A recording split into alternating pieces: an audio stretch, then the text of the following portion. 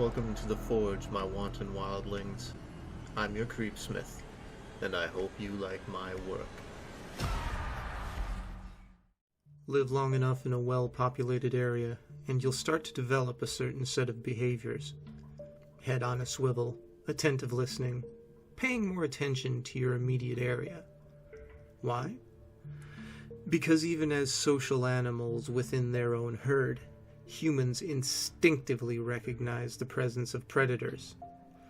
Of course, that doesn't stop over 100,000 people a year from disappearing, like in tonight's story, The Glutton, by FieryBaptism.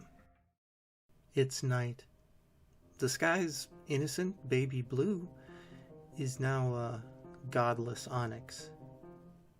You don't want to be here. The friendliness of these streets died at sunset, and now you have to walk alone. The regular dose of fear slides down your throat once you realize you have company. Footsteps. The sound of footsteps comes from behind you, and you're certain no one was there earlier. They must have come out from one of the alleyways.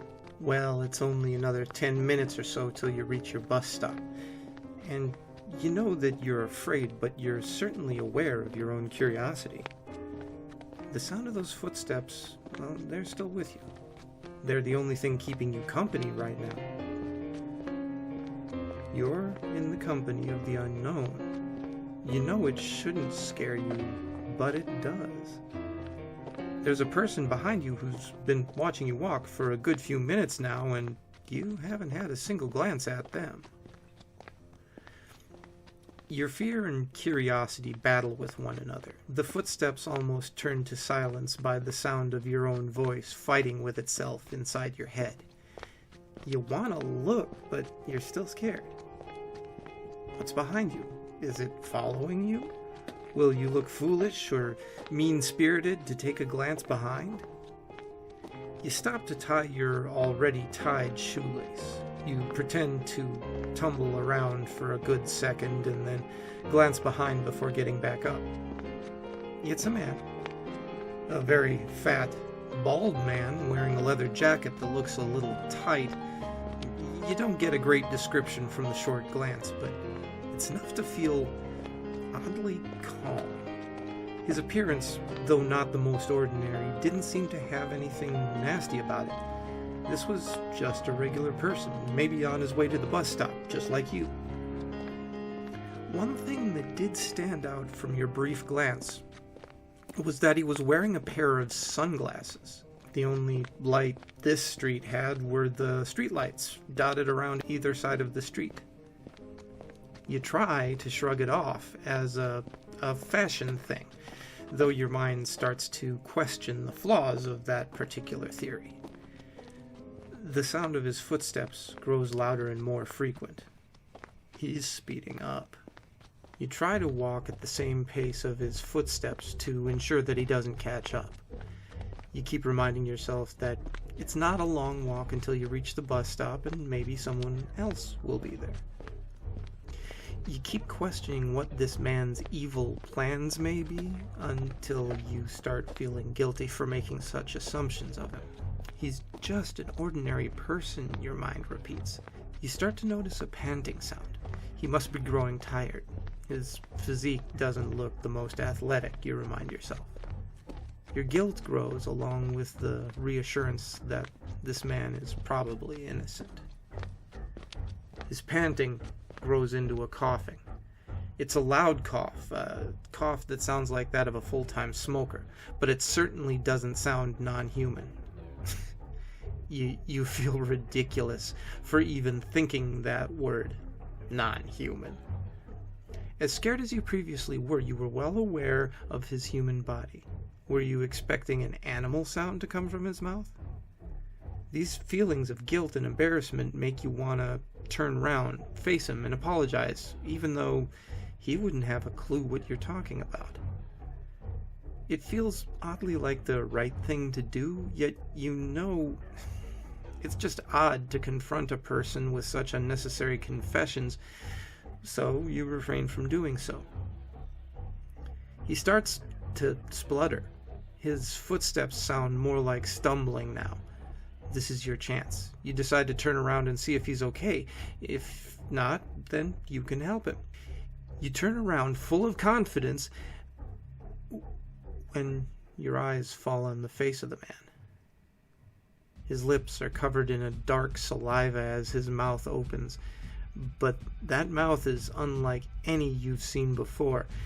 He seems to have rows of jumbled up teeth inside.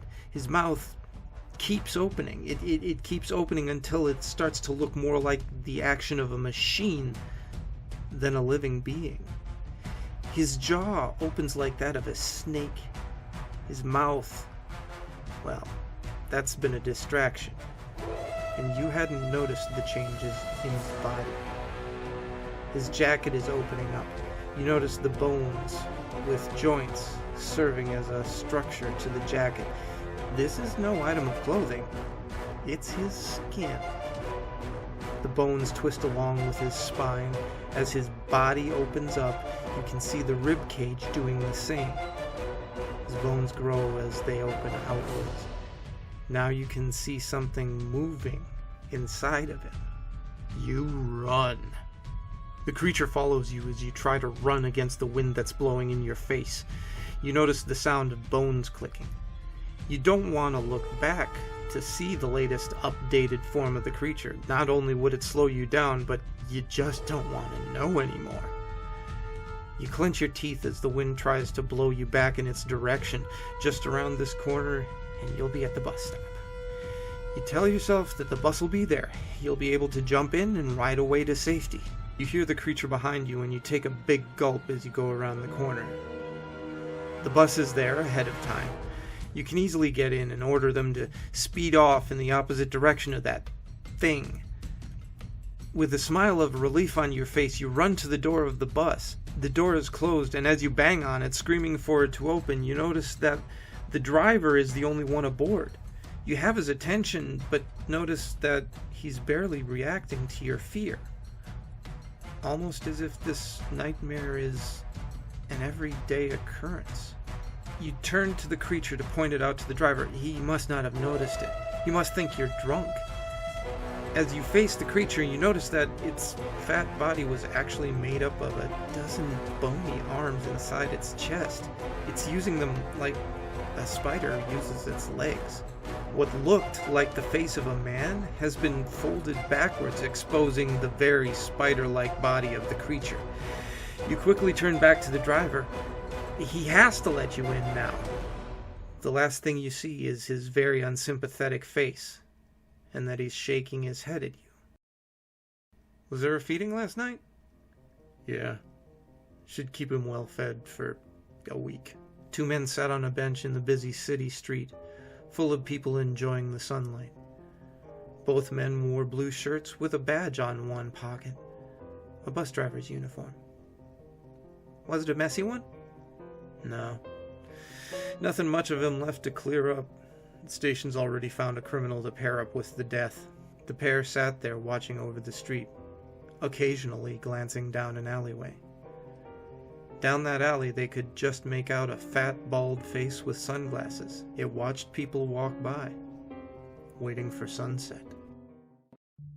Let's face it, folks. Sometimes that whole social responsibility thing ain't all it's cracked up to be. Especially when the greater good depends on your sacrifice. Or it sacrifices you. Anyway, keep yourselves healthy and stay safe. Stay scary and make the most of your nights.